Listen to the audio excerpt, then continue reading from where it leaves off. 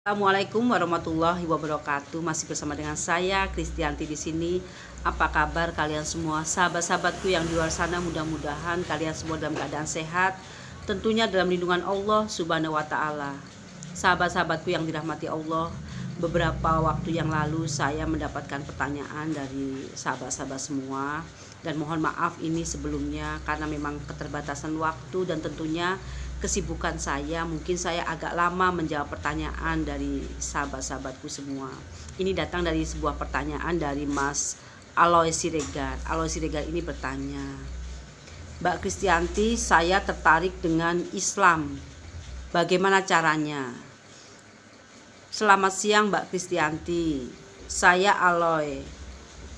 Saya penganut Kristen. Islam itu bagus. Ini 2 kali pertanyaan, mungkin saya belum bisa menjawab. Kemudian dia mengulang 2 kali pertanyaan. Mas Aloy Siregar, apa kabar? Alhamdulillah Anda tertarik dengan Islam.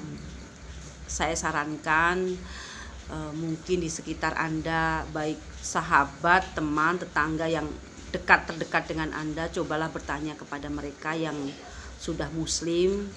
Jadi mungkin dari sahabat atau teman atau saudara yang muslim yang terdekat dengan Anda, insya Allah bisa memberikan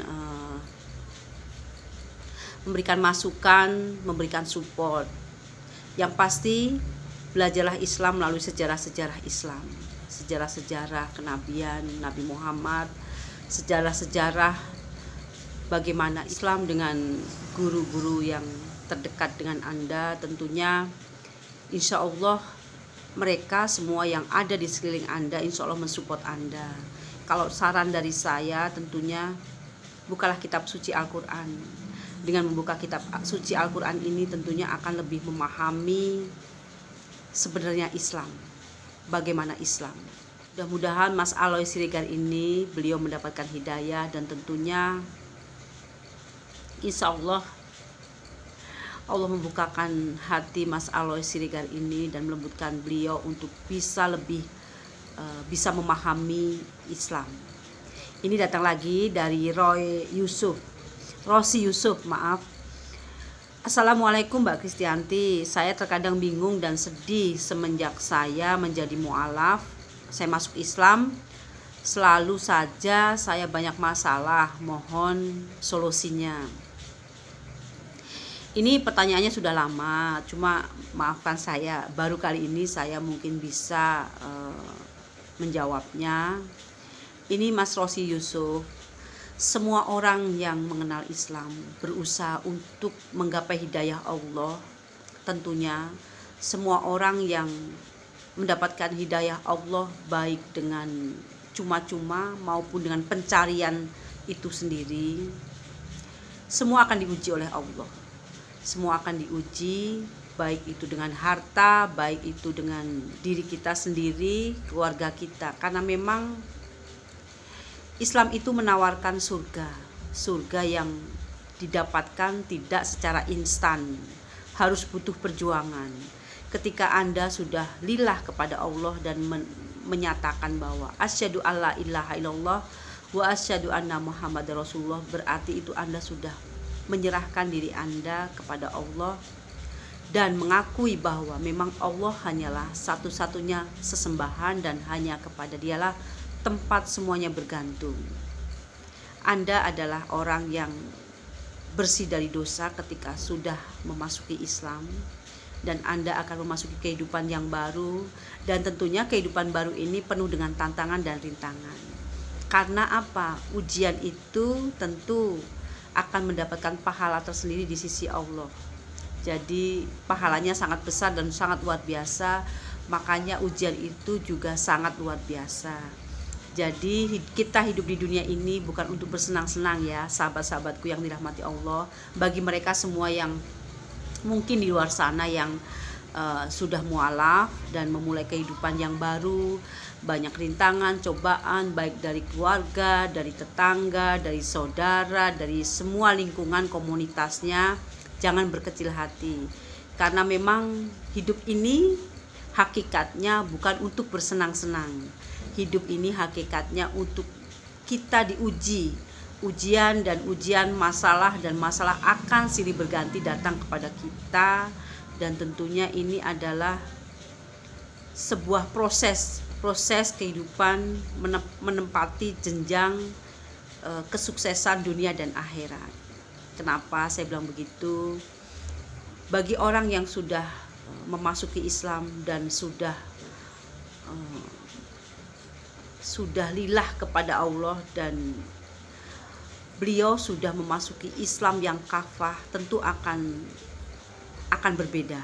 Tentu akan berbeda dalam pemikirannya. Karena memang segala hidupnya, matinya, rizkinya, semuanya dia gantungkan hanya kepada Allah semata.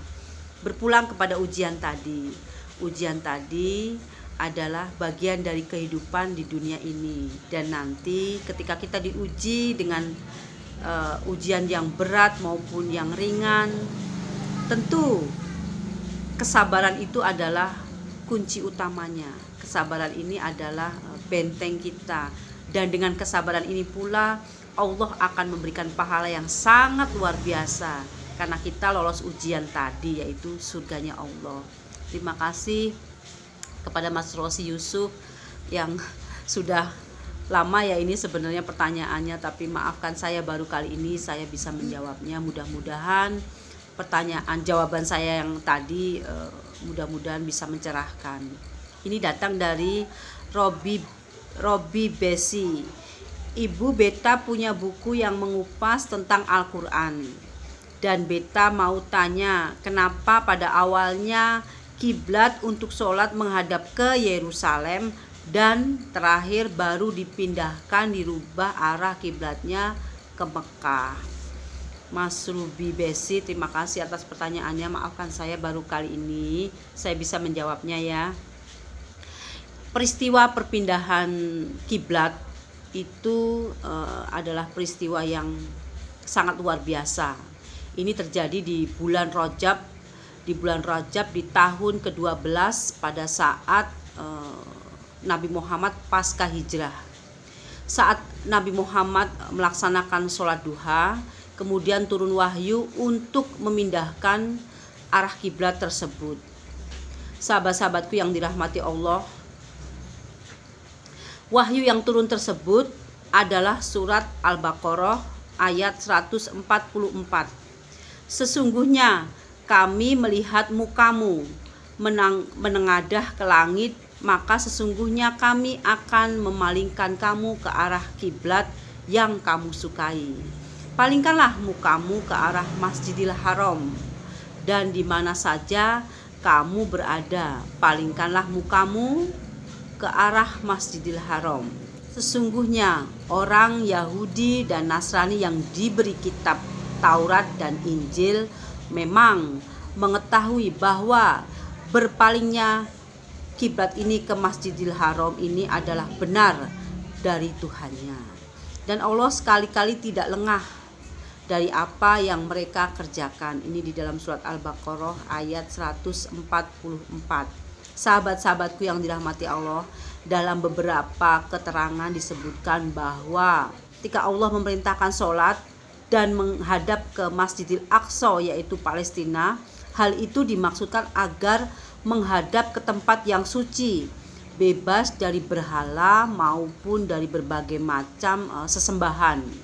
Ketika kondisi Masjidil Haram pada saat itu, Ka'bah itu merupakan tempat keberangkatan Isra dan Mi'raj, bukan berupa bangunan masjid, sebab kala itu masih dipenuhi dengan berhala-berhala yang jumlahnya memang sangat banyak.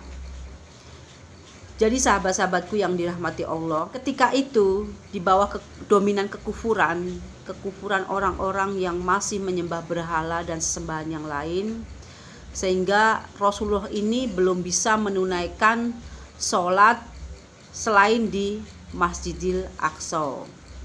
Jika Rasulullah saat itu melaksanakan sholat dengan menghadap ke Masjidil Haram, tentu hal ini menjadi kebanggaan bagi kaum Quraisy yang pada saat itu memang mereka sangat menyembah sesembahan berhala dan sejenisnya.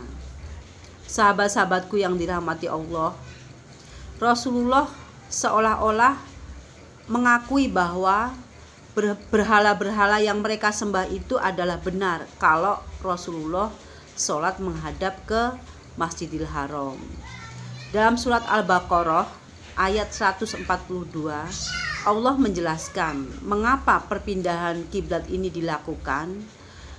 Sahabat-sahabatku yang dirahmati Allah,